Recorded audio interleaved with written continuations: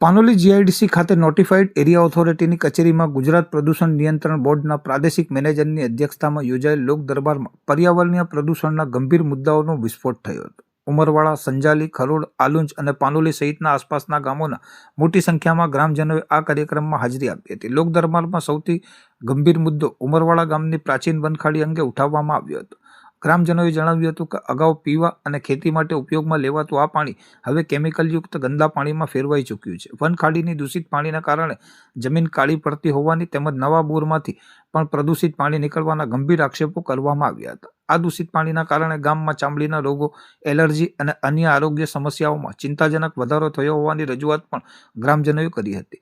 સંજાલી ગામના પ્રતિનિધિઓએ જણાવ્યું હતું કે એન્જિનિયરિંગ ઝોનને કેમિકલ ઝોનમાં ફેરવ્યા બાદ જીઆઈડીસીમાં આગ લાગવાની ઘટનાઓમાં વધારો થયો છે. તાજેતરની આગની એક ઘટનામાં ગેસ લીકેજ થવાથી કેટલાક રહીશો ઘરો ખાલી કરવા મજબૂર બન્યા હોવાની માહિતી આપવામાં આવી હતી. આ ઉપરાંત ખરોડ અને પાનોલી ગામના આગેવાનોએ જીઆઈડીસી વિસ્તારમાંથી આવતા ઝેરી ગેસ અને દુર્ગંધ અંગે ગંભીર ફરિયાદો કરી હતી, જેની અસર પ્રજાના આરોગ્ય પર ગંભીર હોવાનું જણાવ્યું હતું. લોક દરબારમાં હાજર એક નાગરિકે વધુમાં એક ગંભીર આક્ષેપ કર્યો હતો કે પાનોલી જીઆઈડીસી વિસ્તારમાં કેટલીક કંપનીઓ દ્વારા મોટા બોર બનાવી તેમાં કેમિકલયુક્ત દૂષિત પાણી જમીનમાં ઉતારવામાં આવી રહ્યું છે, જે ભવિષ્ય માટે ભયજનક સાબિત થઈ શકે તેવી સ્થિતિ ઊભી કરી રહ્યું છે. લોક દરબારના અંતે હાજર અધિકારીઓએ તમામ ફરિયાદોના સત્તાવાર નોંધ લઈ સ્થળ તપાસ અને જવાબદાર ઉદ્યોગો સામે કાયદેસરની કાર્યવાહી કરવાની ખાતરી આપી હતી. નમસ્કાર, હું ડૉક્ટર જિજ્ઞાસા ઓઝા, પ્રાદેશિક અધિકારી ગુજરાત પ્રદૂષણ નિયંત્રણ બોર્ડ અંકલેશ્વરથી બોલું છું. અને આજે તારીખ 9/12/2025ના રોજ પાનોલી જીઆઈડીસીની આસપાસના જે વિસ્તાર છે, રહેણાંક વિસ્તાર, એ રહેણાંક વિસ્તાર તરફથી અમને અવારનવાર 3 મહિનામાં લગભગ 8 થી 10 જેટલી ફરિયાદો મળેલી.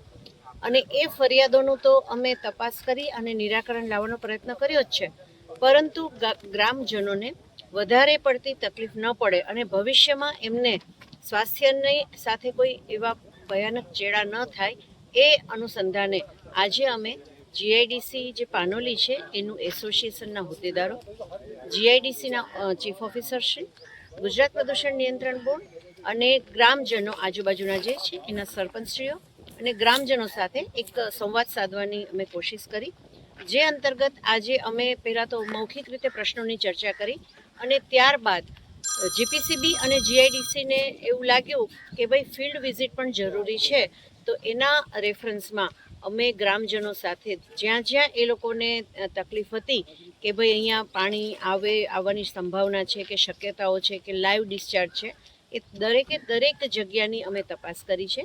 એમાંથી મોટા ભાગના જે પોઈન્ટ છે એમાં ડોમેસ્ટિક પાણી પ્રાથમિક દ્રષ્ટિએ જણાયેલ છે અને એની અંદર ખાસ કરીને સંજાલી ગામ અને આજુબાજુના વિસ્તારમાં જે કંઈ ઔદ્યોગિક એકમોના જે મજૂર વર્ગ રહે છે એના દ્વારા ઉદ્ભવતા પાણી હોવાની શક્યતાઓ છે. સાથે સાથે થોડા આગળ જતાં અમે એક ભરવાડવાસ ત્યાં આવેલો છે, એ ભરવાડવાસમાંથી પણ આ પ્રકારનું પાણી આમાં ભળતું હોય એની પૂરેપૂરી શક્યતાઓ રહેલી છે. અને ત્યાર પછી અમે ઉમરવાડાને પણ જે કાંસ છે એની મુલાકાત લીધી. એમાંથી આ કાંસમાંથી એક સેમ્પલનો નમૂનો મેં લીધો છે અને એની પ્રાથમિક દ્રષ્ટિએ તો એનો કલર અને એની જે સ્મેલ આવે છે એના ઉપરથી એવું લાગે છે કે ઘરગથ્થુ ગંદુ પાણી હોઈ શકે, પરંતુ તપાસ બાદ અમે એના સાચા તારણ પર આવી શકીશું. અને સાથે સાથે ગ્રામજનોને એ પણ અમે અપીલ કરી છે કે ભવિષ્યમાં તમને ક્યાંય પણ લાઈવ ડિસ્ચાર્જ દેખાય તો ગમે તે સમયે અને ગમે તે દિવસે જીપીસીબી, જીઆઈડીસી અને એસોસિએશનને જાણ કરે. ત્રણેયની સંયુક્ત ટીમ સ્થળ પર આવી અને તપાસ કરશે અને એ જે ફરિયાદ છે એનું નિરાકરણ લાવવાનો સહૃદયતાથી પ્રયાસ કરશે. ધન્યવાદ.